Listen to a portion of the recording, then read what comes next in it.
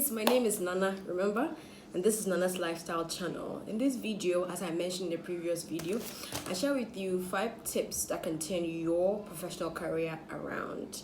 Stay tuned and don't blink. Hi guys, welcome once again to Nana's Lifestyle channel. In this video, I share with you what you should know,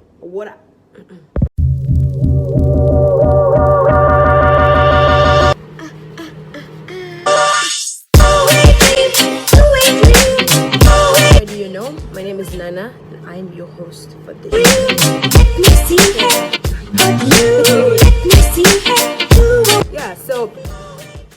Okay guys, let's zoom right into it. So way before I start talking about the 5 tips, I still want you to know that you can do everything and anything that you put your mind to, as long as you put your mind to them.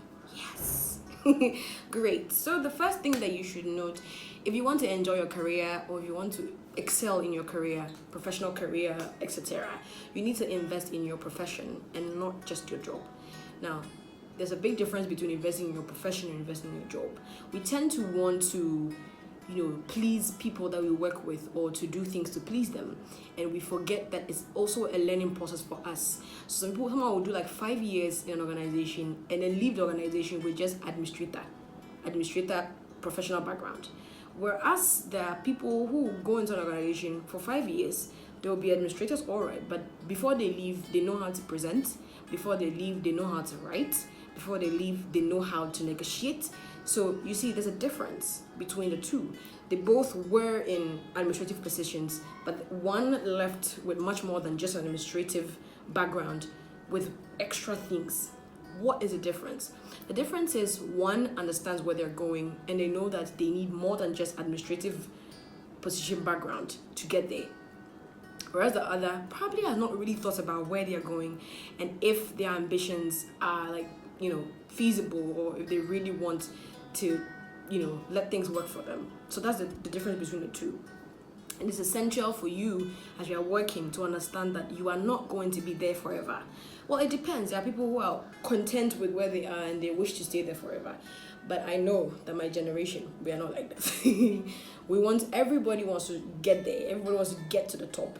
And because of that, it's a process. You need to be able to allow yourself learn and be taught and to grow professionally. And so as you're working for somebody, you are learning on the job and you're doing extra. So when someone says, can I have a hand in this? I'll do it. Like, be forceful, be that kind of person who's ready to do something, to learn something. That's one side. The second thing is that you have to be, whilst you are doing your job and you're learning on the job, you need to also do things on the side. If it's LinkedIn Learning or Acumen or let's say Philanthropy University or even YALI, Young African Leaders Initiative, there are lots of platforms that you can be a part of to learn, and you're going to actually get certificates, and these certificates are going to be attached to your 5-year administrative work. So you come out of there and then you are a negotiator, you have skills in interpersonal skills, you are a great orator or a presenter, and then you have an administrative background and you have certificates in a wide range of topics, and so you're versatile, that kind of thing. So you need to invest in your profession, not just your job, because your job, you can lose your job today. People always say, if I die today, my job will continue. But your profession dies with you. Yeah, because if you're gone, if you're talented at something and you go, you're gone with that profession. But the job, you left it there. Do you understand? So you need to be able to make sure you work the two together. You make sure you're putting your weight in the office or at the job that you work with, and you make sure that you are investing in yourself, in your profession, so that you can grow in both and it will be good enough for your narrative eventually. The second tip is that you have to make sure you love what you do before you do it. I know half of us would attest to the fact that we're working in places that we didn't even know we wanted to work there, but we knew we wanted to earn a living, and so we had to work there, which is perfectly fine. And especially if you're just a graduate and you started working somewhere and you feel like, oh goodness, I'm dying, that kind of thing, you're perfectly fine. It happens to the masses. However, you have a chance to redefine where you want to be so that you can prepare to move to that place. And so in the next place you are going, if you are a graduate or if you are about graduating, the next place you are going, please, I beg you, you need to spend time thinking about what you really want to do before you go in for any job. Because if you do not know what you're going to do, first of all, and you find out that you don't really love it, you cannot really give out your best. So for instance, I did development planning. Development planning already has it is project management in itself. It's like an embodiment of project management, only it's deeper because it's versatile. We do agric, we do education, we do housing, we do a lot, financing projects, all of that. So because of the versatility, there are lots, even M&E, there's a lot. So coming out, I knew that this is what I wanted to do. I wanted to do some bit of project management to learn on the job. And so I knew that I was going in for something that I knew I wanted to do. It's best you do that, because if you don't and you just end up somewhere, it can actually affect you negatively and even cognitively. So you want to manage that very well. Okay, so the third tip is that you have to adopt interpersonal skills.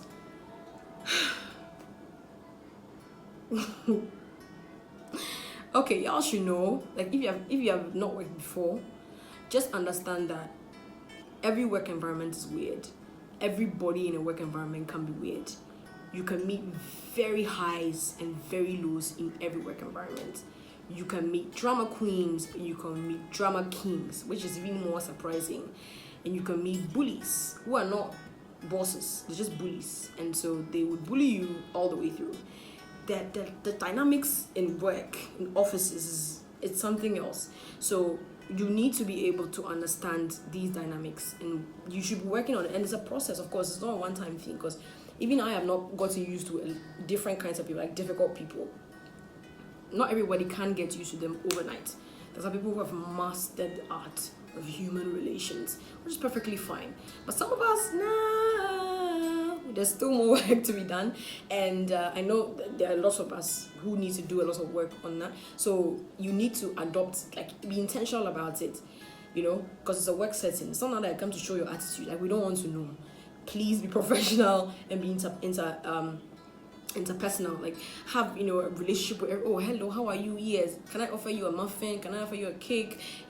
Those kind of things, those polite words, etc. It actually brings out the enjoyability of life in the office, because usually the office is tensed on a regular. But then if there's someone who's smiling all the time, who's making people happy, etc., that's very encouraging. And if you can do that, then all right, that's great. Okay, the next thing, or the next tip, is be unique. God, I couldn't even, this is like my national anthem. Be unique. Hey, I don't know about people mimicking others. I don't know about why people want to be like somebody, but honey, there's only your type. Like, you are one type. Anybody trying to replicate you has to have a clone, has to clone you. There ain't nobody in this world who can be just like you.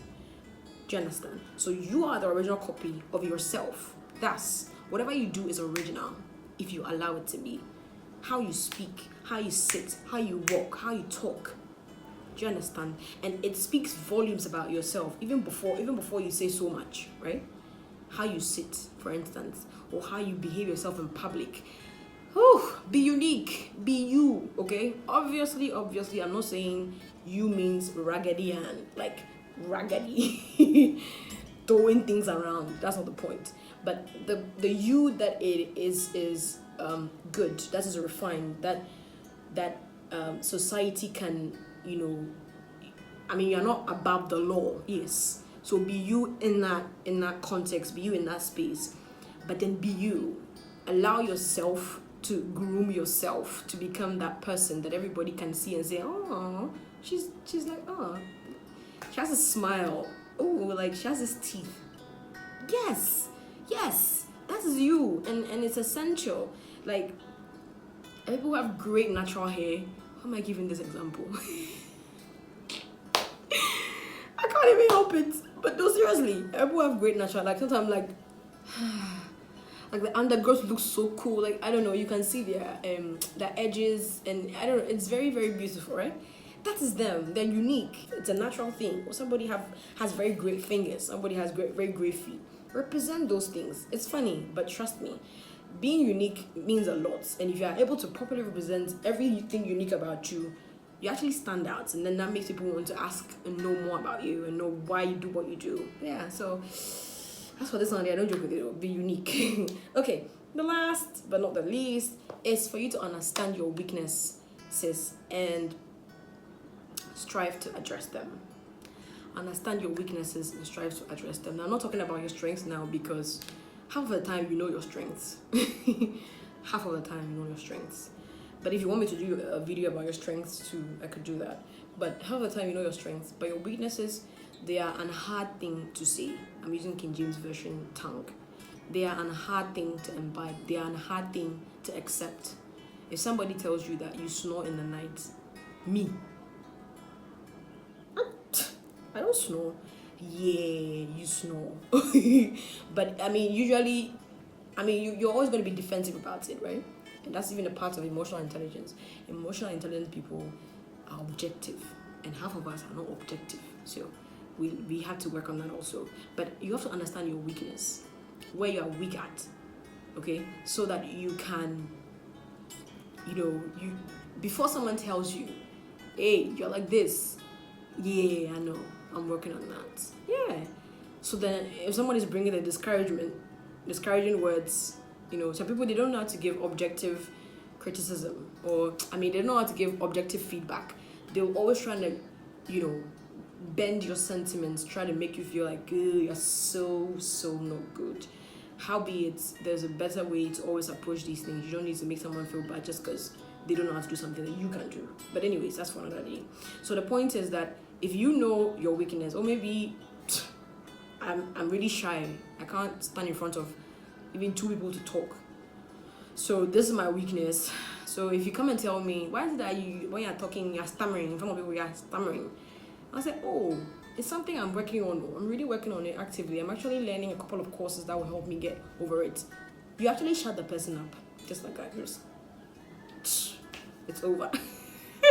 So if you're able to put these 5 things together, I think that if you're able to put these 5 things together, even before you go into an organization, or even when you're in an organization, you actually love your career, and that could be a big turnaround for you, because anywhere that you're doing something and you love what you're doing, you excel at it. You don't need to struggle too much to do it. Like, for instance, when I was a kid, God, I dreaded math. I dreaded math so bad. And the dread, it came from a lot of things, but I don't want to talk about it right now. I dreaded math. Charlie, even the cane that the teacher will be holding on, like, what is 2 times 2? Okay, no, that's too simple. What is 2 times 456? And at that point, man, like, the fear just takes the answers away. Even if you could have been very sharp about it, you just can't do it. And that intimidated me a lot growing up. So I just didn't like math. And every time math was mentioned, I was just not really up for it. And so I went to SHS, and then I started picking up a little, like small. And I realized, oh, okay, it has a side to it. It's not bad, that kind of thing. So I see that if you know your weaknesses and someone comes against you with them, not like someone giving you constructive feedback, but more like, why is it that you are so weak? You get it? Oh, I realized it about myself, so I'm currently working on it. Okay, guys, so thank you so much for watching this video. Subscribe to my channel. Don't forget the bell that's right beside the subscribe button, so that you can click on it and just get notification every time I upload the videos. Thank you so much. In the next video, what do I even talk about? I'm enjoying this. In the next video, I talk about self-branding. I think I talked about a little bit of self-branding today. Talked about the being unique. Yeah. So talk about self-branding, which is I like self-branding. Okay. Before I leave, I still want to say that if you have questions, or if you want to have a personal encounter where we talk about where you're going, what you're doing, what's happening with you at work, and you want to share, so you get tips from me that are specific or pertaining to yourself, kindly check my bio. I have my email addresses listed. You can always send me a mail, etc. Or if you feel like you don't, that's like long stuff, then I have my other social media accounts there, so you can always slide some messages in my DM, and I'm available to respond anyhow. Okay, thank you so much for your time. Be breezy.